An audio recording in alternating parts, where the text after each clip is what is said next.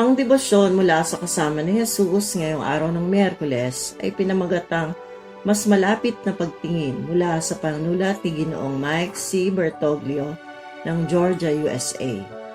Atin pong basahin ang Isaias, Kabanata 43, talatang 11 hanggang 23. At mula naman po sa Isaias, Kabanata 43, talatang 11, ay ganito po ang nakasaad. Masdan mo, ako ay gagawa ng isang bagay. Ito'y nagaganap na.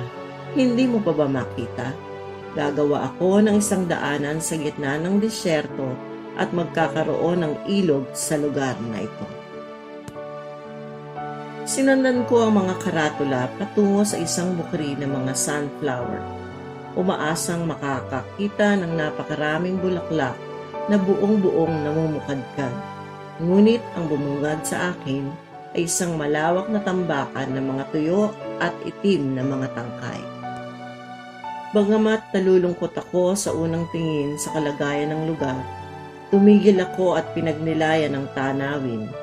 Narinig ko ang iba't ibang tunog ng mga ibon at nakita ko ang isang makulay na ibon na pumapasok at lumalabas sa mga tangkay.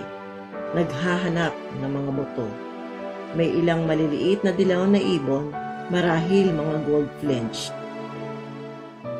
na mabilis na dumaan sa aking harapan. May iba pang mga ibon na hindi ko matukoy, kasama ng ilang malalaking paru-paro na lumilipad-lipad. Nakita ko rin ang mga ilang ligaw na morning glory na asul gumagapang paitaas sa mga tuyong tangkay ng mga sunflower. Ang lugar na noong una ay tila patay ay hitik pala sa buhay. Naalala ko ang mga salita ni Isaias. Ako ay gagawa ng isang bagong bagay. Ito'y nagaganap na, hindi mo pa ba makita? Ang Diyos ay kumikilos sa mga lugar na maaring tila tuyo at patay. Maaring tumingin tayo sa paligid at hindi agad makita ang mga palatandaan ng bagong buhay. Ngunit kapag tumingin tayo ng mas malapit, nakakagulat ang buhay na matutuklasan natin. Hindi kailanman tayo mabibigo sa malikhaing kapangyarihan ng Diyos. Ang ating pong ipapanalangin, pasasalamat sa pagkilos ng Diyos sa aking buhay. Tayo po'y manalangin. Aming manlilikha at nagpapanatili ng buhay. Salamat po sa inyong walang humpay na kapangyarihang lumikha na patuloy na nagbibigay ng bagong buhay sa mundo. Amen.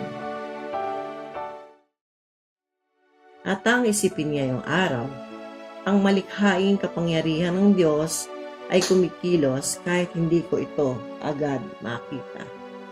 Isang mapagpalang araw po sa ating lahat.